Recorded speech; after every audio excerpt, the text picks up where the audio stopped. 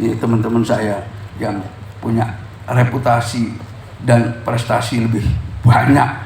Mohon maaf saya berdiri atas nama alumni semata-mata tahta amri sahibu hadzal haul.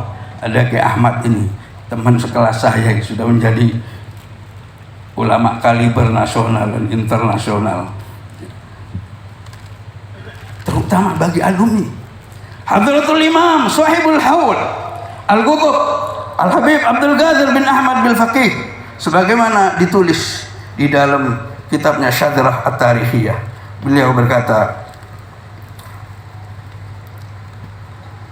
"Idza sadaqal murid fi mahabbati syaikhihi yastamiddu min syaikhihi min ghairi kalam." Seorang pencari kebenaran, al-murid terutama pencari ilmu, terutama alumni Darul Hadis, munasiban di hadhil munasabah, apabila kuat keyakinannya dengan guru yang menjadi sumber pengetahuannya, kata beliau, yastamiddu min syaikhihi min ghairi kalam, ia akan mendapatkan kucuran ilmu, ia akan mendapat pancaran ketakwaan, ia akan mendapat keberkahan semangatnya ibadah dari memandang saja. Allahumma sholli ala Muhammad. Ini juga nun sewu saya baca juga daripada makalat yang tertera dalam kitab-kitab, dalam kitabnya Hadratul Imamul Ghawth Al-Habib Abu Bakar bin Muhammad As-Sajjaf, sebagai guru daripada Sahibul Haul. Beliau jelas dirasakan oleh orang-orang yang memerlukan beliau. Beliau nggak perlu memberi nasihat, cukup nazar, cukup melihat.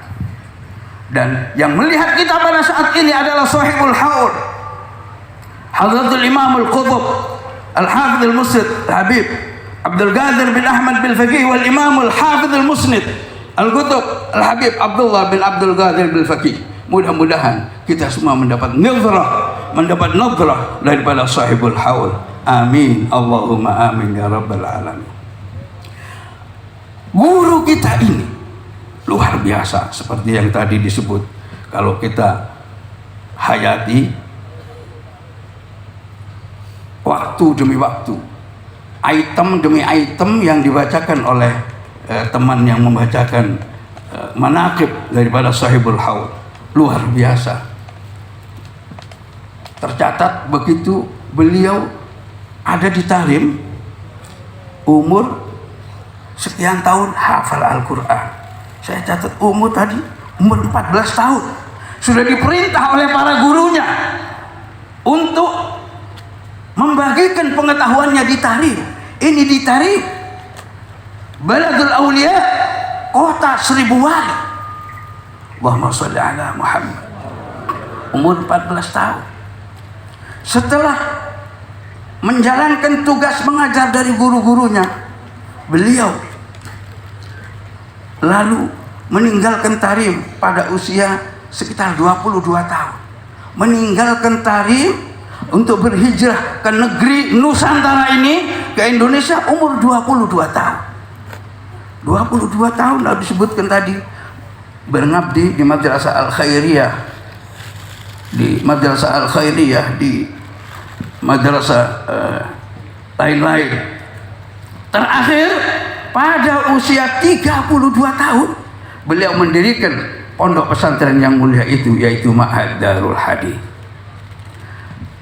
Mengajar, mengaji, mendirikan pondok, boleh jadi ia merupakan peristiwa biasa. Akan tetapi perjalanan sejarah yang kita dengarkan dan kita baca tadi terjadi pada seorang besar, yang besar bukan karena kebesaran titelnya, meskipun tanpa sulit-sulit beliau dianugerahi oleh Rektor Abdul Halim Mahmud pada zaman itu, diberi gelar doktor. Oleh perguruan tinggi Pakistan, India dianugerahi profesor. Tapi beliau orang yang tawadhu. Al-Imam Al-Habib Abdullah bin Abdul Qadir bin Faqih adalah seorang tawadhu, akan tetapi beliau memprioritaskan kehadiran ilmu itu sebagai mulia, sehingga ulama beliau harus diperlakukan sebagai rajanya ilmu. Kita lihat beliau, tapi itu dibarengi dengan kesungguhan luar biasa. Bagaimana beliau menguasai isnad, menghafalkan mata rantai isnad yang begitu panjang di luar kepala. Allahumma sholli ala Muhammad. Sampai-sampai tidak pernah beliau berceramah atau berpidato atau mengeluarkan hadis tanpa menyebutkan sanadnya. Ini adalah satu reputasi yang tidak sepanjang usia saya yang tidak pernah diraih oleh sekelas profesor dan doktor manapun. Allahumma sholli ala Muhammad. Akan tetapi meskipun demikian, beliau itu sangat teliti, bahkan selalu tidak puas dengan apa yang beliau dapatkan. Contohnya misalnya ketika saya mondok, itu ada peristiwa, walaupun ini tidak harus disimpulkan oh ini fatwa hukum, tidak, ini hanya saya berkisah sebagai peristiwa inilah yang harus kita hayati, bukan dikaitkan dengan fikihnya. Pada suatu hari beliau itu tidak puas dengan fatwa kalangan mazhab Syafi'i yang bersumber dari Imam Ibnu Hajar Al-Haytami tentang orang sholat yang menindih sorbannya lalu tidak sah karena sorbannya itu nempel ke badannya. Walaupun ini merupakan sesuatu maudhu' yang mukhtalaf bainal fuqaha, tetapi beliau penasaran. Kenapa? Karena beliau sebagai seorang ahli hadis yang hafal mata rantai isnad dari terbawah sampai tinggi, beliau mengatakan hadis ini sahih. Kenapa Imam Ibnu Hajar kok menfatwakan tidak sah orang sholat menindih sorban yang menempel?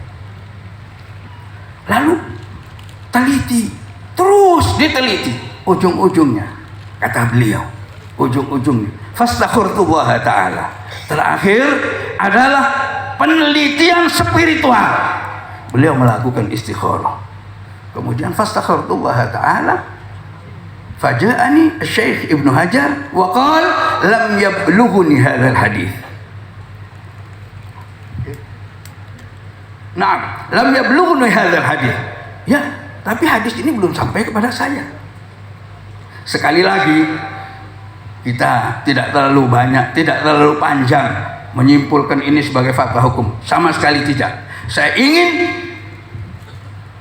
menekankan kepada kita ma'asyiral alumni dan pecinta beliau bahwa Hadratus Sahibul Haul adalah seorang yang betul-betul dalam ilmuna, yang betul-betul teliti di dalam menjalankan nilai-nilai norma-norma keagamaannya yang diyakini.